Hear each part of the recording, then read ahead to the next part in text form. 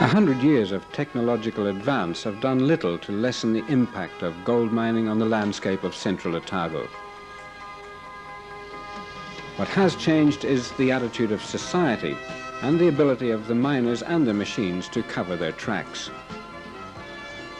Where once the miners left behind a wasteland of rocks and rubble, today when the machinery moves out, the reconstructed land is left ready for nature and farmer to return in even greater harmony than before.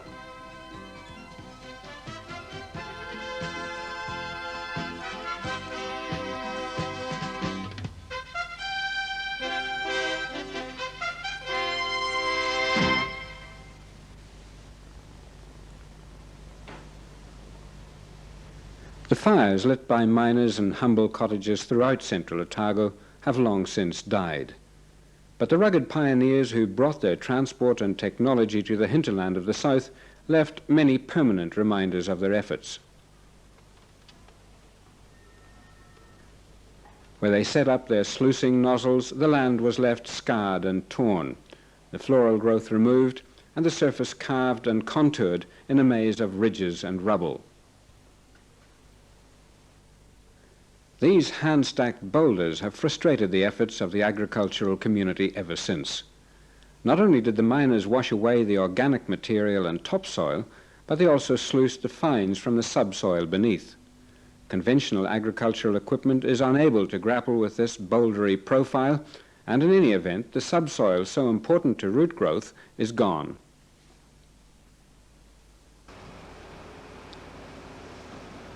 A 100 years later, man's ability to destroy the landscape has increased 1,000-fold. But today, a new set of priorities ensures that the same technology and earth-moving equipment which wrenches gold from the earth with great efficiency can, with judicious planning, convert empty wastelands to fertile valleys. Here in the Kawara Gorge, the Christchurch-based consortium Gibbston Terrace Mining rehabilitates the soil profile as their machinery advances under the watchful eye of Ministry of Energy Mines Division inspectors.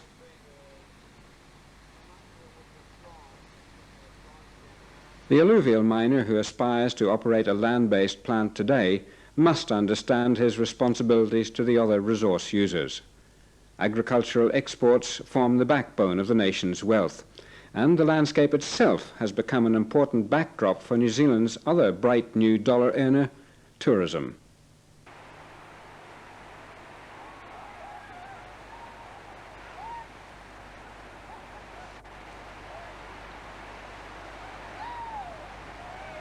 Tourism may be the new gold in the rivers of Otago, but the old gold is still there. And in the Kawara, the Gibbston mining operation has demonstrated that the two can exist side by side. The raft passengers arriving for a brew of billy tea at Rum Curry's hut will find little evidence of the upheaval which engulfed this site just a year ago.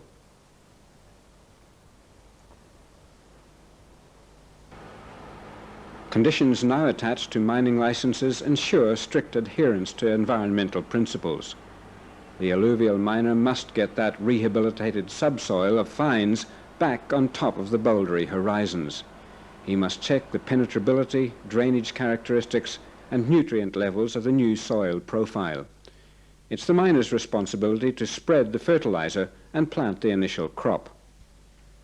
Only when the pasture surface once again takes on the look of an agriculturally presentable landform can he turn his attention to the next block of pay dirt down the track. As the mining operation moves on, a suitable and established crop must show the farmer what potential this mined-out land still has, and convince us all that our future lies not in agriculture or tourism or industry, but a compatible combination of all three. So in practical terms, just how do we get to that stage?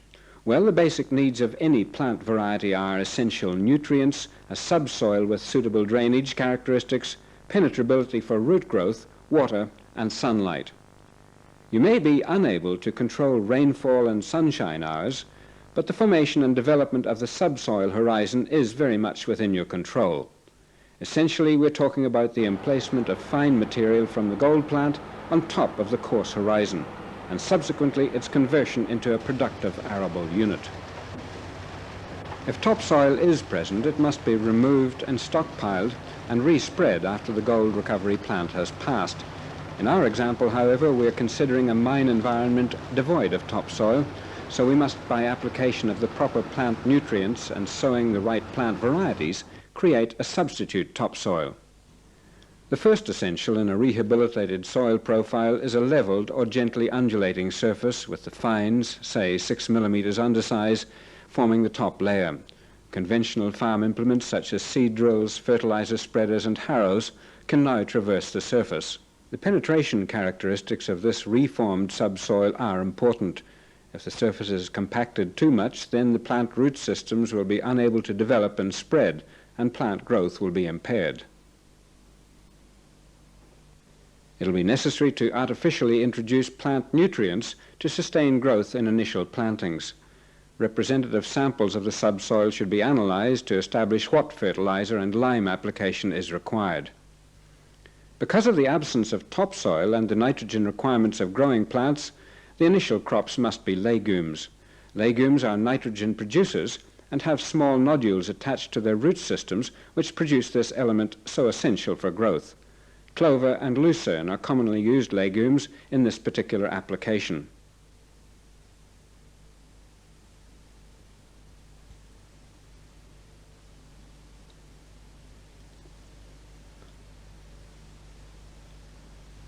The initial crop will take some time to establish and build a root system capable of providing the necessary water and nutrients from its stony base.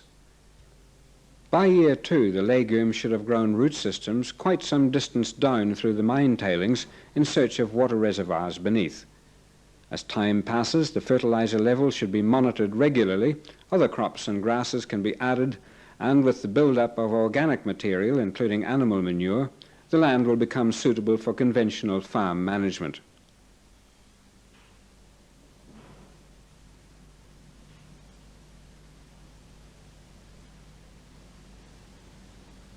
A number of government as well as private agencies are available to offer advice and services relating to the rehabilitation of mined land.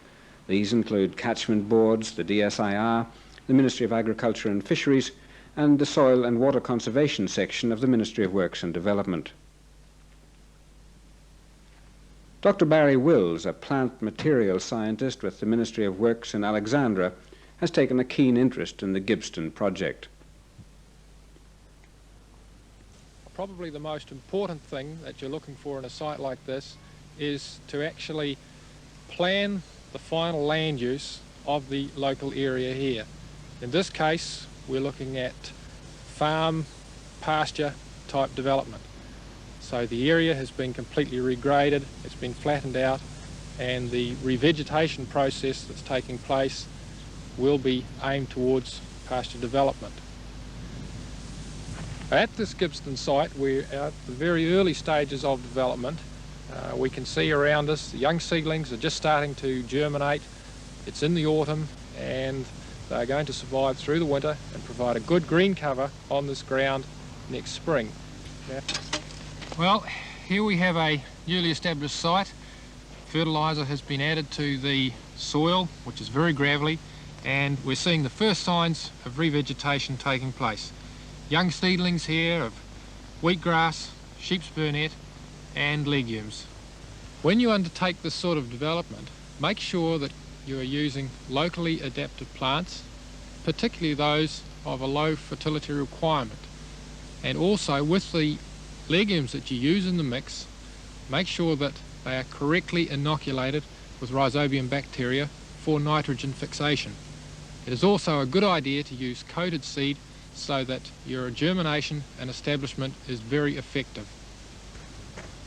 At Gibbston here we have a good example of the type of development through rehabilitation with the solid parent bedrock material at the base, through the coarser gravel, which relates to the older gold mining activities, and on into the fine material which has been respread over the top and in which our revegetation is now taking place.